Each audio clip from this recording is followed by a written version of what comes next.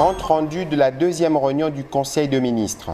Le président de la République, chef de l'État, Félix-Antoine Tshisekedi Tshilombo, a présidé en visioconférence ce vendredi 7 mai 2021 la deuxième réunion du Conseil de ministres du gouvernement de la République, dirigé par le Premier ministre Jean-Michel Sama Lukonde Kyenge. 6 points étaient inscrits à l'ordre du jour, à savoir 1.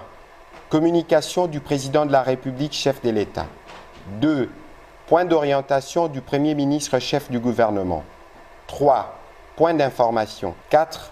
Approbation d'un relevé des décisions du Conseil de ministres. 5. Examen et adoption des dossiers.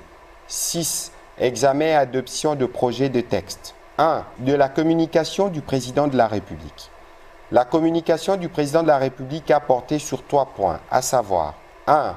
Du fonctionnement de nos institutions provinciales. Préoccupé par l'instabilité au sommet de certaines de nos institutions provinciales, caractérisée par la déchéance de certains gouverneurs de province et des conflits permanents entre des gouverneurs et des assemblées provinciales, le président de la République, chef de l'État, a chargé le vice-premier ministre, ministre de l'Intérieur, de se mettre en contact avec la Commission électorale nationale indépendante CENI, pour procéder à l'organisation des élections de gouverneurs dans les provinces concernées.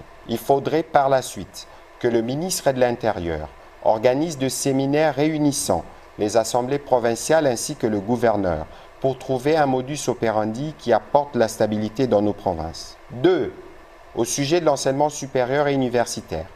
Après la visite qu'il a effectuée le mercredi 5 mai 2021 dans quelques universités et instituts supérieurs, le président de la République a demandé au ministre de l'Enseignement supérieur et universitaire de mobiliser des moyens à mettre à disposition de professeurs pour faciliter la production des syllabus et répondre ainsi à la demande formulée par les étudiants quant à ceux. Il a en outre donné des orientations au ministre de l'ESU pour travailler avec son collègue de transport et voies de communication en vue de mettre à disposition en matinée et en fin de journée des bus pour faciliter la mobilité des étudiants. Au sujet du plan de développement de nos territoires, le président de la République a terminé son propos en informant le Conseil de ministres de sa volonté de mettre en œuvre le plan de développement de nos territoires. Il sera question de leur doter d'un budget qui leur permette de financer certains projets, notamment la construction d'infrastructures des bases, les routes des dessertes agricoles et les stations d'adduction d'eau, etc. Il a encouragé les membres du gouvernement à y contribuer. Du point d'orientation du Premier ministre.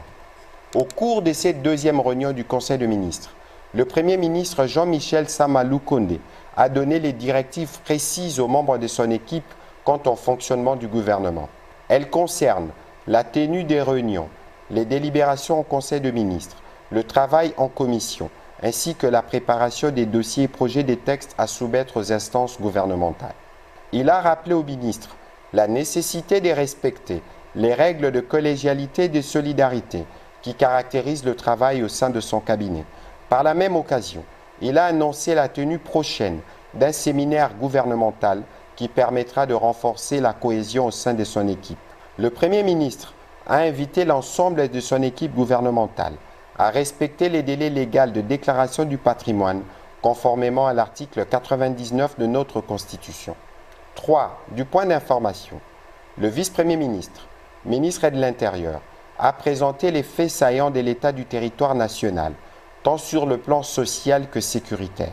Il a rappelé que la population attend du gouvernement de la République des signaux forts pour que ces revendications soient prises en compte. Il a noté que la population a accueilli favorablement la décision du président de la République proclamant l'état de siège dans les provinces de l'Ituri et du Nord Kivu, laquelle mesure a été suivie par la nomination des gouverneurs et vice-gouverneurs militaires et policiers à la tête de provinces suisses évoquées.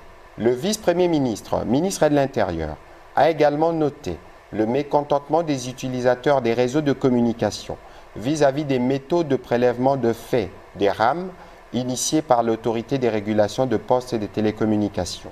Quant à la taxation de ces services, il a suggéré la constitution d'une commission interministérielle pour examiner cette situation afin d'éclairer l'opinion. Le ministre de la Défense nationale et ancien combattant a pour sa part brossé la situation générale du pays par zone de défense. Il a salué la formalisation par ordonnance présidentielle de la décision du commandant suprême proclamant l'état de siège dans les provinces de l'Ituri et du Nord Kivu. De son côté, le ministre de la Santé publique a informé le Conseil de ministres de la découverte dans un immeuble situé dans la commune de La Gombe de 25 cas de Covid-19, parmi lesquels 20 expatriés et 5 Congolais. Des mesures sanitaires appropriées ont été prises. Il s'agit entre autres de la mise en quarantaine de tous les occupants de l'immeuble tout en séparant les cas contaminés des cas contacts. L'organisation de la prise en charge correcte selon le protocole national de toutes les personnes infectées, la décontamination de l'immeuble concerné, l'approfondissement des investigations avec un mapping pour suivre tous les cas suspects. Le ministre de la Santé a profité de l'occasion pour inviter les membres du gouvernement à respecter et à faire respecter les mesures barrières contre cette pandémie. De l'approbation d'un relevé des décisions du Conseil de ministres. Le Conseil de ministres a approuvé les décisions de la première réunion du Conseil tenue le 30 avril dernier, soumises à son approbation. Examen et adoption d'un dossier. Le ministre des Affaires sociales, Action humanitaire et solidarité nationale a soumis au Conseil de ministres une requête en vue d'une réponse humanitaire urgente dans les provinces de l'Ituri et du Nord Kivu. À travers cette action, la riposte humanitaire s'efforcera d'identifier en urgence 1. Le risque de rupture de solidarité communautaire. 2. Les risques de la désinformation de la population. 3. Et enfin, le risque social, politique et sécuritaire. Le Conseil de ministres a approuvé, après débat et délibération, cette requête qui témoignera de la solidarité nationale aux populations du Nord Kivu et de l'Ituri durant cette période de l'état de siège. Une commission ad hoc a été mise en place pour la mise en œuvre de cette décision. Par ailleurs, le ministre des Affaires sociales a informé le Conseil de ministres de la situation qui prévaut dans la province de la Choapa, consécutive aux violences enregistrées ces derniers jours entre les Bantous et les Pygmées. Il a sollicité l'intervention du gouvernement pour apporter des moyens de subsistance et rapprocher les différentes communautés. 6. Examen et adoption de projets de textes.